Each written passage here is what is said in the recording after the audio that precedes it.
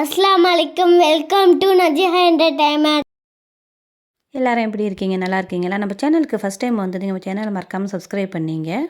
பக்கத்தில் இருக்க பெல் பட்டனையும் அழுத்திங்க. அப்போ தான் நான் போடுற வீடியோஸ் எல்லாமே உங்களுக்கு உடனுக்குடன் நோட்டிஃபிகேஷன் ஆகும். இன்றைக்கி இந்த வீடியோவில் கிச்சன் டிப்ஸ் தான் பார்க்க போகிறோம்.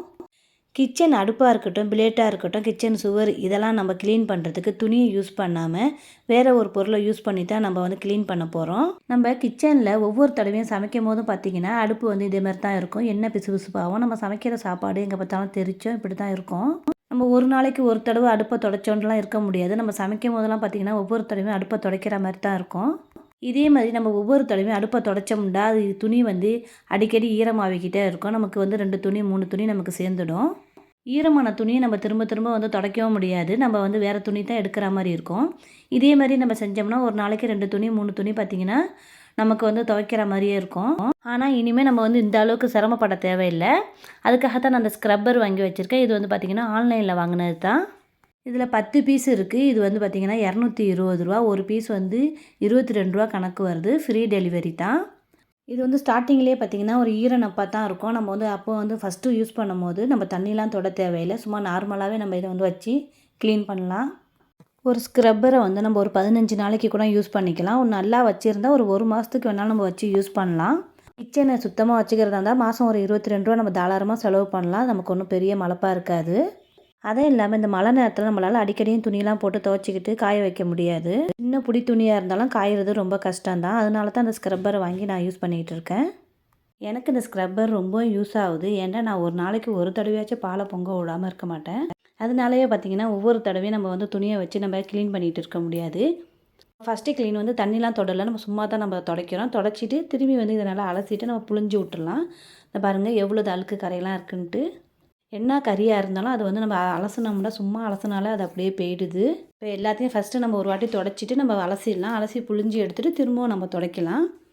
இது வந்து அடுப்பை துடைக்கிறதுக்கு மட்டும் இது யூஸ் ஆகலை. நம்ம வந்து சூடான பாத்திரங்களை இறக்குறதுக்கும் இது யூஸ் ஆகுது. நம்ம இதை க்ளீன் பண்ணிவிட்டு நம்ம அதையும் பார்க்கலாம். இதை நான் சும்மா தான் அலசியிருக்கேன். எந்த ஒரு சோப்புலாம் போட்டுலாம் நான் இதை அலசலை. சும்மா தான் அலசியிருக்கேன். இருந்தாலும் எல்லா அழுக்கும் போயிடுச்சு பாருங்கள். ஃபுல்லாக நம்ம துடைச்சிட்டு அப்போ நம்ம சோப்பு போட்டு நம்ம அலசி காய வச்சிடலாம். நம்ம டெய்லியும் அடுப்பை வந்து தண்ணி போட்டு துடைச்சிக்கிட்டு இருந்தாலும் அடுப்பு வந்து சீக்கிரத்திலே வீணாக போயிடும். அதே மாதிரி அடுப்பு கம்பியும் சரி, நம்ம எப்போதும் அடுப்பை துடைக்கும் போது அடுப்பு கம்பியை வந்து நம்ம கழுவவே கூடாது.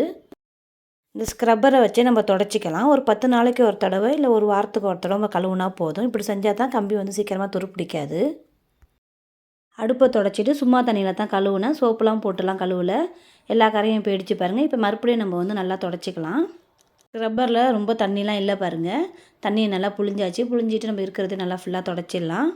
நீங்களும் அந்த ஸ்க்ரப்பரை வாங்கி வச்சிங்க. இது வாங்கி வச்சுக்கிட்டிங்கன்னா அடுப்பெலாம் க்ளீன் பண்ணுறது ரொம்பவும் ஈஸியாக முடிஞ்சிடும். நம்ம அந்த ஸ்க்ரப்பரை வச்சு ஃப்ரிட்ஜு, டிவி எல்லாத்தையும் நம்ம சூப்பராக க்ளீன் பண்ணிடலாம். நம்ம கிச்சனுக்கு யூஸ் பண்ணுறதையே டிவிலாம் துடைக்கிறதுக்கு யூஸ் பண்ணவானா அதுக்குன்னு தனியாக வேறு வச்சுக்கலாம். கிச்சனில் உள்ளது என்ன பிசு பிசுப்பு அந்த மாதிரிலாம் இருக்கும். அது வேணால் நான் வேறு தான் நான் வச்சுருப்பேன். நல்லா சாஃப்டாக இருக்குது பாருங்கள். ரொம்பவும் தண்ணிலாம் நம்ம நினைக்க தேவையில்லை. நம்ம சும்மாவே வச்சு அதை வச்சு நல்லா டிவியெல்லாம் நான் க்ளீன் பண்ணி விட்டுடலாம். நான் ஒரு தடைக்கு 3 ஸ்க்ரப்பர் எடுத்து வச்சுக்குவேன். 2 வந்து பார்த்திங்கன்னா கைப்பிடியாமல் இதை யூஸ் பண்ணிக்கலாம். 1 வந்து ஃப்ரிட்ஜு, டிவி இதெல்லாம் க்ளீன் பண்ணுறதுக்காக 1 எடுத்து வச்சுக்குவேன்.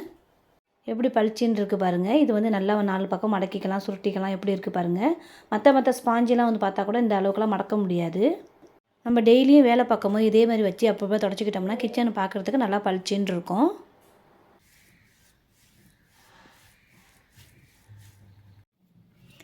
நஜிஹா தான் க்ளீன் பண்ணிகிட்டு இருக்காங்க. இந்த மாதிரி வேலையெல்லாம் செய்கிறதுக்கு நஜிஹாவுக்கு ரொம்ப பிடிக்கும். அதனால் நஜிஹா கிச்சனில் வந்து நான் செய்கிறேமான்னு சொல்லிட்டு க்ளீன் பண்ணிகிட்ருக்கு. அடுத்ததாக அந்த ஸ்க்ரப்பரை வச்சு நம்ம இந்த மாதிரி ஸ்டாண்டு இதெல்லாம் நம்ம க்ளீன் பண்ணிடலாம். ஏன்னா இது அடுப்பு பக்கத்தில் இருக்கிறதுனால அடிக்கடி என்ன பிசு பிசுப்பாக ஆகிடும். நம்ம வேலை பார்த்துக்கிட்டே இருக்கும்போது ஸ்க்ரப்பரை வச்சு இதே மாதிரி நம்ம க்ளீன் பண்ணிட்டோம்னா கொஞ்சம் நல்லா சுத்தமாக இருக்கும். இல்லைன்னா இது பார்த்திங்கன்னா ரொம்பவும் என்ன பிசு பிசுப்பாகவே இதுவும் சீக்கிரத்துலேயே துருப்பிடிச்சிடும். இதே மாதிரி இல்லாமல் இருக்கிறதுக்கு நம்ம இதே மாதிரி அடிக்கடி க்ளீன் பண்ணிக்கலாம். அடுத்ததாக அந்த ஸ்க்ரப்பரை வச்சு நம்ம சூடான பாத்திரத்தையும் நம்ம இறக்கலாம். இது பாருங்கள் எவ்வளோ சூடாக இருந்தாலும் கையெல்லாம் சுடாது. நல்லா மடக்கவும் வருது பாருங்கள். இதை துவைச்சி காய போடுறதும் பார்த்திங்கன்னா ஈஸி தான். செத்த நேரத்தில் இது காஞ்சிடும். காஞ்சத்தோட ஒரு மாதிரியாக மொரப்பாக போயிடும். அதனால் நம்ம கொஞ்சம் தண்ணி தொட்ட மாதிரி நம்ம இதை வச்சுக்கிட்டோம்னா நல்லா மடங்கும் இது. அடுத்த டிப்ஸு பார்க்கலாம். நம்ம 3 பர்னர் உள்ள அடுப்பை யூஸ் பண்ணும்போது 2 அடுப்பையும் நம்ம புழங்கிட்டு இருக்கும்போது சென்டராக உள்ள அடுப்பில் வந்து எண்ணெயெல்லாம் தெறிக்கிறதுக்கு வாய்ப்பு இருக்குது. இதனாலே பார்த்திங்கன்னா இந்த அடுப்பு வந்து சீக்கிரத்திலே வீணாக போயிடும். இதே மாதிரி இல்லாமல் இருக்கிறதுக்கு இந்த அடுப்பில் சின்னதாக ஒரு ஏனத்தை போட்டு நம்ம மூடிடலாம். அது சின்ன பவுல் மாதிரி போடுங்க. அதில் வந்து சில்வர் தான் போடணும், பிளாஸ்டிக்கோ அல்லது பீங்கானோ போடக்கூடாது. ஏன்னா நம்ம பிளாஸ்டிக்லாம் போட்டோம்னா அந்த 2 ஹீட்டு பட்டு நமக்கு அது உருவுறதுக்கு வாய்ப்பு இருக்குது. அதேமாரி பீங்கானாக இருந்தாலும் தெறிக்கிறதுக்கும் வாய்ப்பு இருக்குது. அதனால் நம்ம சில்வரை தான் யூஸ் பண்ணணும். நம்ம சில்வரை யூஸ் பண்ணோம்னா அந்த 2 அடுப்பையும் யூஸ் பண்ணும்போது இதில் உள்ள எண்ணெயெல்லாம் வந்து இதில் தெறிக்காது. இப்படி செஞ்சோம்னா அடுப்பு வந்து பார்த்திங்கன்னா நம்ம ரொம்ப நாளைக்கு நமக்கு வீணாக போகாமல் இருக்கும். அடுத்த டிப்ஸ் பார்க்கலாம். நம்ம அடுப்பில் சமைச்சிக்கிட்டு இருக்கும்போது கரண்டியை வந்து நம்ம அடுப்பில் சென்டரில் தான் வைப்போம். இதேமாதிரி நம்ம செய்கிறதுனால கரண்டியில் உள்ள ஆணம்லாம் அடுப்பு மேலே பட்டு அடுப்பு பார்க்குறதுக்கே திட்டாக தெரியும். இதேமாதிரி ஆகாமல் இருக்கிறதுக்கு அடுப்பு சென்டரில் நம்ம ஒரு பிளேட்டை வச்சிடலாம். அந்த பிளேட்டில் வந்து நம்ம கரண்டியை வைக்கும் போது இந்த கரண்டியில் உள்ள ஆணம் அடுப்பு மேலே படாது. அதனாலே வந்து பார்த்திங்கன்னா அடுப்பு கொஞ்சம் பளிச்சின்னு இருக்கும் பார்க்குறதுக்கு. நம்ம அடிக்கடி துடைக்க தேவையில்லை. இதுலேயும் நம்ம சில்வர் தட்டை தான் வைக்கணும். பிளாஸ்டிக் தட்டையோ பீங்கானோ வைக்கக்கூடாது.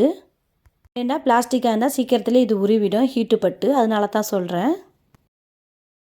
ஓகே ஃப்ரெண்ட்ஸ், நான் சொன்ன டிப்ஸ் எல்லாம் உங்களுக்கு ரொம்ப யூஸ்ஃபுல்லாக இருக்கும்னு நினைக்கிறேன். இந்த வீடியோ உங்களுக்கு பிடிச்சிருந்துச்சின்னா அப்படியே லைக் கொடுத்துருங்க. உங்களுக்கு தேவைப்பட்டால் அந்த ஸ்க்ரப்பரை நீங்களும் வாங்கி வச்சிங்க. நல்லா யூஸ் ஆகுதுன்னு தான் அந்த வீடியோ போட்டிருக்கேன். இது வரைக்கும் நீங்கள் சப்ஸ்கிரைப் பண்ணலைன்னா நம்ம சேனல் சப்ஸ்கிரைப் பண்ணி வச்சிங்க. அப்படியே உங்கள் ஃப்ரெண்ட்ஸுக்கும் ஷேர் பண்ணுங்கள். அப்போ தான் நம்ம சேனல் வந்து சீக்கிரத்தில் ரீச் ஆகும். இன்ஷா அல்லாஹ் அடுத்த வீடியோவில் நம்ம சந்திக்கலாம். அஸ்ஸலாமு அலைக்கும் வரஹ்மத்துல்லாஹி வபரகாத்துஹு.